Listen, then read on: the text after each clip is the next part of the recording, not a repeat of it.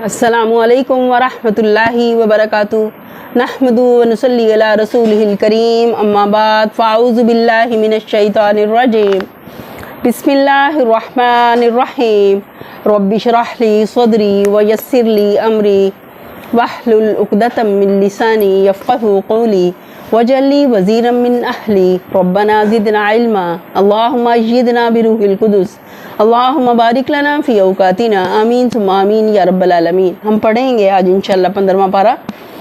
आऊज़ु बिल्लाहि मिनश शैतानिर रजीम बिस्मिल्लाहिर रहमानिर रहीम सुब्हानल्लज़ी अस्रा बि अब्दिही लैलन मिनल मस्जिदिल हराम इलल मस्जिदिल अक़्सल्लज़ी बारकना हौलहू लिनुरियहू मिन आयातिना इन्नहू हुवस समीउल बसीर।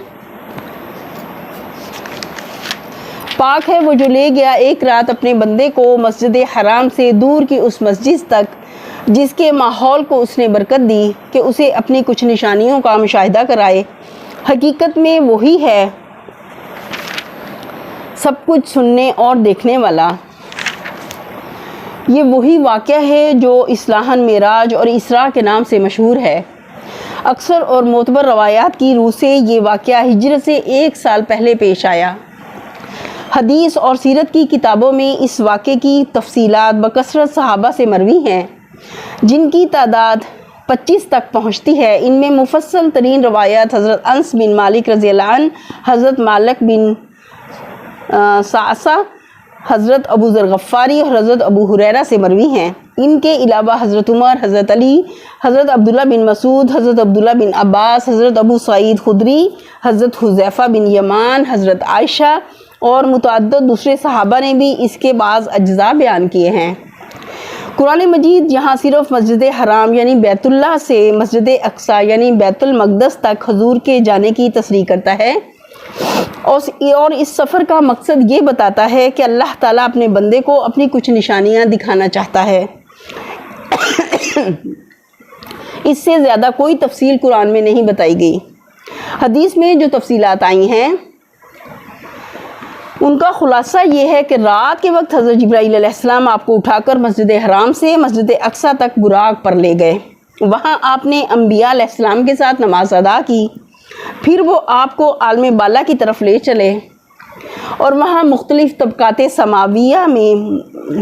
समावी में मुख्तलिफ़ जलीलुल क़दर अम्बिया से आपकी मुलाकात हुई। आखिरकार आप इंतहाई बुलंदियों पर पहुंचकर अपने रब के हजूर हाजिर हुए और इस हजूरी के मौका पर दूसरी अहम हदायत के अलावा आपको 5 वक्ता नमाज की फ़र्जियत का हुक्म हुआ। इसके बाद आप बैतुल मक़दस की तरफ पलटे और वहां से मस्जिद हराम वापस तशरीफ़ लाए। इस सिलसिले में बकसरत रवायात से मालूम होता है कि आपको जन्नत और दोज़ख का भी मुशाहिदा कराया गया।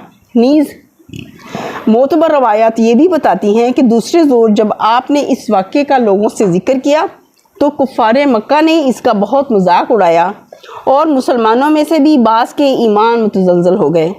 हदीस की ये रवायात ये ज़ायद तफसीलात कुरान के ख़िलाफ़ नहीं हैं बल्कि उसके बयान पर इजाफ़ा हैं और ज़ाहिर है कि इजाफ़े को कुरान के ख़िलाफ़ कहकर रद्द नहीं किया जा सकता। ताहम अगर कोई शख्स इन तफसीलात के किसी हिस्से को ना माने जो हदीस में आई हैं तो उसकी तकफ़ीर नहीं की जा सकती। अलबत्ता जिस वाक़े की तस्रीह कुरान कर रहा है उसका इनकार मौजब कुफ़र है।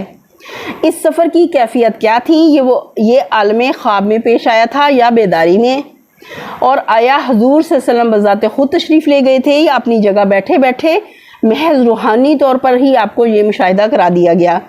इन सवालात का जवाब कुरान मजीद के अल्फाज खुद दे रहे हैं। सुब्हानल्लज़ी अस्रा से बयान की इब्तिदा करना खुद बता रहा है कि ये कोई बहुत बड़ा खारिक़े आदत वाक़या था जो अल्लाह ताला की गैर महदूद कुदरत से रूनुमा हुआ।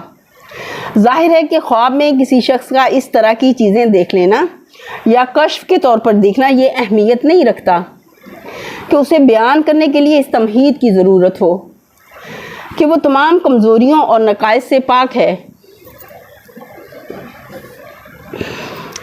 पाक है वो ज़ात जिसने अपने बंदे को ये ख्वाब दिखाया। یا کشف میں یہ کچھ دکھایا۔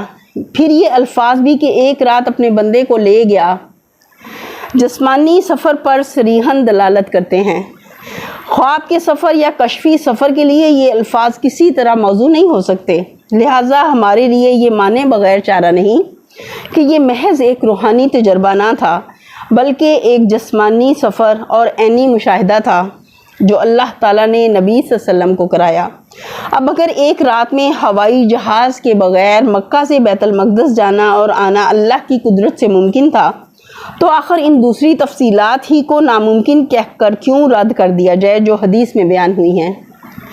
ممکن اور ناممکن کی بحث تو صرف اس صورت میں پیدا ہوتی ہے جبکہ کسی مخلوق کے بااختیار خود کوئی کام کرنے کا معاملہ زیر بحث ہو۔ لیکن ذکر یہ کہ خدا نے فلاں کام کیا تو پھر امکان کا سوال وہی شخص اٹھا سکتا ہے جو اللہ کے قادر مطلق ہونے کا یقین نہ ہو جس کو۔ اس کے علاوہ جو دوسری تفصیلات حدیث میں آئی ہیں ان پر منکرین حدیث کی طرف سے متعدد اعتراضات کیے جاتے ہیں، مگر ان میں سے صرف 2 ہی اعتراضات ایسے ہیں جو کچھ وزن رکھتے ہیں۔ ایک یہ کہ اس سے اللہ تعالیٰ کا کسی خاص مقام پر مکین ہونا لازم آتا ہے، ورنہ اس کے حضور بندے کی پیشی کے لیے کیا ضرورت تھی کہ اسے سفر کرا کے ایک مقام خاص تک لے جایا جاتا۔ دوسرا یہ کہ نبی صلی اللہ علیہ وسلم کو دوزخ اور جنت کا مشاہدہ اور بعض لوگوں کے مبتلا عذاب ہونے کا معائنہ کیسے کرا دیا گیا جبکہ ابھی بندوں کے مقدمات کا فیصلہ ہی نہیں ہوا ہے؟ یہ کیا کہ سزا و جزا کا فیصلہ تو ہونا ہے قیامت کے بعد، اور کچھ لوگوں کو سزا دے ڈالی گئی ابھی سے۔ لیکن دراصل یہ دونوں اعتراض بھی قلت فکر کا نتیجہ ہیں۔ یہ پہلا اعتراض اس لیے غلط ہے کہ خالق اپنی ذات میں تو بلا شبہ اطلاقی شان رکھتا ہے، مگر مخلوق کے ساتھ معاملہ کرنے میں وہ اپنی کسی کمزوری کی بنا پر نہیں بلکہ مخلوق کی کمزوریوں کی بنا پر محدود وسائط اختیار کرتا ہے۔ مثلا جب وہ مخلوق سے کلام کرتا ہے تو کلام کا وہ محدود طریقہ استعمال کرتا ہے جسے ایک انسان سن اور سمجھ سکے، حالانکہ بجائے خود اس کا کلام ایک اطلاقی شان رکھتا ہے۔ اسی طرح جب وہ اپنے بندے کو اپنی سلطنت کی عظیم الشان نشانیاں دکھانا چاہتا ہے تو اسے لے جاتا ہے جہاں جو چیز دکھانی ہوتی ہے اسی جگہ دکھاتا ہے، کیونکہ وہ ساری کائنات کو یک وقت اسی طرح نہیں دیکھ سکتا جس طرح خدا دیکھتا ہے۔ خدا کو کسی چیز کے مشاہدے کے لیے کہیں جانے کی ضرورت نہیں ہوتی، مگر بندے کو ہوتی ہے۔ یہی معاملہ خالق کے حضور باریابی کا ہے کہ خالق بذات خود کسی مقام پر متمکن نہیں ہے، مگر بندہ اس کی ملاقات کے لیے ایک جگہ کا محتاج ہے جہاں اس کے لیے تجلیات کو مرکوز کیا جائے، ورنہ اس کی شان اطلاق میں اس سے ملاقات بندہ محدود کے لیے ممکن نہیں ہے۔ رہا دوسرا اعتراض تو وہ اس لیے غلط ہے کہ معراج کے موقع پر بہت سے مشاہدات جو نبی صلی اللہ علیہ وسلم کو کرائے گئے تھے ان میں بعض حقیقتوں کو ممثل کر کے دکھایا گیا تھا۔ مثلا ایک فتنہ انگیز بات کی یہ تمثیل کہ ایک ذرا سے شگاف میں سے ایک موٹا سا بیل نکلا اور پھر اس میں واپس نہ جا سکا، یا زناکاروں کی یہ تمثیل کہ ان کے پاس تازہ نفیس گوشت موجود ہے مگر وہ اسے چھوڑ کر سڑا ہوا گوشت کھا رہے ہیں۔ اسی طرح برے اعمال کی جو سزائیں آپ کو دکھائی گئیں وہ بھی تمثیلی رنگ میں عالم آخرت کی سزاؤں کا پیشگی مشاہدہ تھیں۔ اصل بات جو معراج کے سلسلے میں سمجھ لینی چاہیے وہ یہ ہے کہ انبیاء علیہ السلام میں سے ہر ایک کو اللہ تعالیٰ نے ان کے منصب کی مناسبت سے ملکوت سماوات و ارض کا مشاہدہ کرایا ہے، اور مادی حجابات بیچ میں سے ہٹا کر آنکھوں سے وہ حقیقتیں دکھائی ہیں جن پر ایمان بالغیب لانے کی دعوت دینے پر وہ مامور کیے گئے تھے، تاکہ ان کا مقام ایک فلسفی کے مقام سے بالکل ممیز ہو جائے۔ فلسفی جو کچھ بھی کہتا ہے قیاس اور گمان سے کہتا ہے، وہ خود اگر اپنی حیثیت سے واقف ہو تو کبھی اپنی کسی رائے کی صداقت پر شہادت نہ دے گا، مگر انبیاء جو کچھ کہتے ہیں وہ براہ راست علم اور مشاہدے کی بنا پر کہتے ہیں، اور وہ خلق کے سامنے یہ شہادت دے سکتے ہیں کہ ہم ان باتوں کو جانتے ہیں اور یہ ہماری آنکھوں دیکھی حقیقتیں ہیں۔ وآتینا موسیٰ الکتاب وجعلناہ ھدی لبنی اسرائیل الا تتخذوا من دونی وکیلا۔ ہم نے اس سے پہلے موسیٰ کو کتاب دی تھی اور اسے بنی اسرائیل کے لیے ذریعہ ہدایت بنایا تھا، اس تاکید کے ساتھ کہ میرے سوا کسی کو اپنا وکیل نہ بنانا۔ معراج کا ذکر صرف ایک فقرے میں کر کے یکایک بنی اسرائیل کا یہ ذکر شروع کر دیا گیا ہے۔ سرسری نگاہ میں یہ آدمی کو کچھ بے جوڑ محسوس ہوتا ہے، مگر صورت کے مدعا کو اگر اچھی طرح سمجھ لیا جائے تو اس کی مناسبت صاف سمجھ میں آ جاتی ہے۔ صورت کا اصل مدعا کفار کو مکہ کو متنبع کرنا تھا۔ آغاز میں معراج کا ذکر صرف اس لیے کیا گیا کہ مخاطبین کو آگاہ کر دیا جائے کہ یہ باتیں تم میں سے وہ شخص کر رہا ہے جو ابھی ابھی اللہ تعالیٰ کی عظیم الشان نشانیاں دیکھ کر آیا ہے۔ اس کے بعد بنی اسرائیل کی تاریخ سے عبرت دلائی جاتی ہے کہ اللہ تعالیٰ کی طرف سے کتاب پانے والے جب اللہ کے مقابلے میں سر اٹھاتے ہیں تو دیکھو پھر ان کو کیسی دردناک سزا دی جاتی ہے۔ وکیل یعنی اعتماد اور بھروسے کا مدار، جس پر توکل کیا جائے، جس کے سپرد اپنے معاملات کر دیے جائیں، جس کی طرف ہدایت اور استمداد کے لیے رجوع کیا جائے۔ ذریۃ من حملنا مع نوح انہ کان عبدا شکورا۔ تم ان لوگوں کی اولاد ہو جنہیں ہم نے نوح کے ساتھ کشتی پر سوار کیا تھا، اور نوح ایک شکر گزار بندہ تھا۔ یعنی نوح اور ان کے ساتھیوں کی اولاد ہونے کی حیثیت سے تمہارے شان شان یہی ہے کہ تم صرف ایک اللہ ہی کو اپنا وکیل بناؤ، کیونکہ جن کی تم اولاد ہو وہ اللہ ہی کو وکیل بنانے کی بدولت طوفان کی تباہی سے بچے تھے۔ وَقَضَيْنَا إِلَى بَنِي إِسْرَائِيلَ فِي الْكِتَابِ لَتُفْسِدُنَّ فِي الْأَرْضِ مَرَّتَيْنِ وَلَتَعْلُنَّ عُلُوًّا كَبِيرًا۔ پھر ہم نے اپنی کتاب میں بنی اسرائیل کو اس بات پر بھی متنبع کر دیا تھا کہ تم 2 مرتبہ زمین میں فساد عظیم برپا کرو گے اور بڑی سرکشی دکھاؤ گے۔ کتاب سے مراد یہاں تورات نہیں ہے بلکہ صحف آسمانی کا مجموعہ ہے، جس کے لیے قرآن میں اصطلاح کے طور پر لفظ الکتاب کئی جگہ استعمال ہوا ہے۔ بائبل کے مجموعہ کتب مقدسہ میں یہ تنبیہات مختلف مقامات پر ملتی ہیں۔ پہلے فساد اور اس کے برے نتائج پر بنی اسرائیل کو زبور، یسیہ، یرمیہ اور حزقیل میں متنبع کیا گیا ہے، اور دوسرے فساد اس کی سخت سزا کی پیشگوئی حضرت مسیح نے کی ہے، جو متی اور لوقا کی انجیلوں میں موجود ہے۔ فَإِذَا جَاءَ وَعْدُ أُولَاهُمَا بَعَثْنَا عَلَيْكُمْ عِبَادًا لَنَا أُولِي بَأْسٍ شَدِيدٍ فَجَاسُوا خِلَالَ الدِّيَارِ وَكَانَ وَعْدًا مَفْعُولًا۔ اے بنی اسرائیل، آخر کار جب ان میں سے پہلی سرکشی کا موقع پیش آیا تو اے بنی اسرائیل، ہم نے تمہارے مقابلے پر اپنے ایسے بندے اٹھائے جو نہایت زور آور تھے، اور وہ تمہارے ملک میں گھس کر ہر طرف پھیل گئے۔ یہ ایک وعدہ تھا جسے پورا ہو کر ہی رہنا تھا۔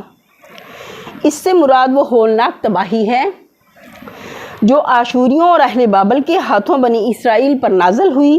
اس کا تاریخی پس منظر سمجھنے کے لیے صرف وہ اقتباسات کافی ہیں جو اوپر ہم صحف انبیاء سے نقل کر چکے ہیں، بلکہ ایک مختصر تاریخی بیان بھی ضروری ہے تاکہ ایک طالب علم کے سامنے وہ تمام اسباب آ جائیں جن کی وجہ سے اللہ تعالیٰ نے ایک حامل کتاب قوم کو امامت اقوام کے منصب سے گرا کر ایک شخص خردہ غلام اور سخت پسماندہ قوم بنا کر رکھ دیا۔ حضرت موسیٰ کی وفات کے بعد جب بنی اسرائیل فلسطین میں داخل ہوئے تو یہاں مختلف قومیں آباد تھیں، حتیٰ اور ان کے اندر بدترین قسم کا شرک پایا جاتا تھا۔ ان کے سب سے بڑے معبود کا نام ایل تھا، جسے یہ دیوتاؤں کا باپ کہتے تھے، اور اسے عموماً سن سے تشبیہ دی جاتی تھی۔ اسی کا یہاں ذکر کیا گیا ہے۔ ثم رددنا لکم قرۃ علیہم وامددناکم باموال وبنین وجعلناکم اکثر نفیرا۔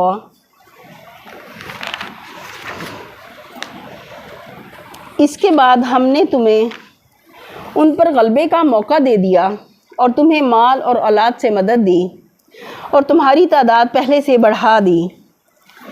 یہ اشارہ ہے اس مہلت کی طرف جو یہودیوں یعنی اہل یہود کو بابل کی اسیری سے رہائی کے بعد عطا کی گئی۔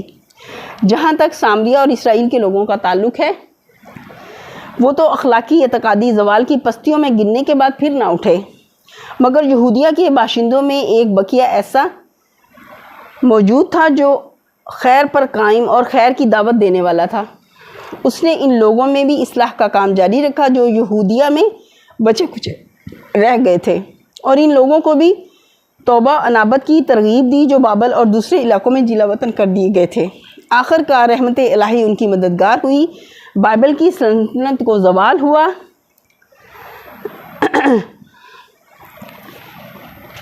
ان احسنتم احسنتم لانفسکم وان اسأتم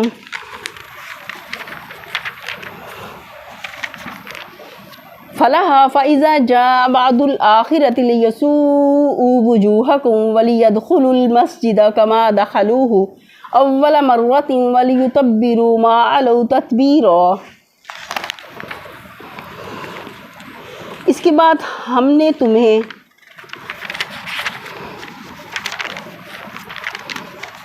ان پر غلبے کا موقع دیا اور تمہیں مال اور اولاد سے مدد دی اور تمہاری تعداد پہلے سے بڑھا دی۔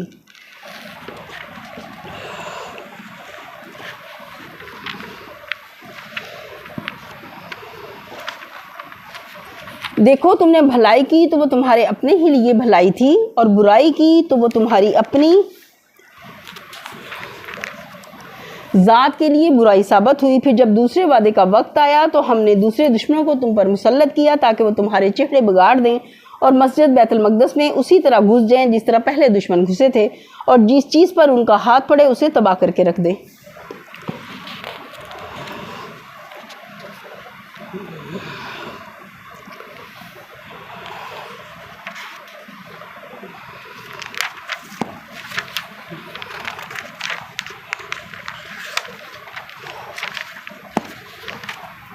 عسى ربكم أن يرحمكم وإن عدتم عدنا وجعلنا جہنم للکافرین حصیرا۔ ہو سکتا ہے کہ اب تمہارے رب تم پر رحم کرے، لیکن اگر تم نے پھر اپنی سابق روش کا اعادہ کیا تو ہم بھی اپنی سزا کا اعادہ کریں گے، اور کافر نعمت لوگوں کے لیے ہم نے جہنم کو قید خانہ بنا رکھا ہے۔ اس سے یہ شبہ نہیں ہونا چاہیے کہ اس پوری تقریر کے مخاطب بنی اسرائیل ہیں، مخاطب تو کفار مکہ ہی ہیں، مگر چونکہ ان کو متنبع کرنے کے لیے یہاں بنی اسرائیل کی تاریخ کے چند عبرتناک شواہد پیش کیے گئے تھے، اس لیے بطور ایک جملہ معترضہ کے یہ فقرہ بنی اسرائیل کو خطاب کر کے فرما دیا گیا تاکہ ان اصلاحی تقریروں کے لیے تمہید کا کام دے جن کی نوبت 1 ہی سال بعد مدینے میں آنے والی تھی۔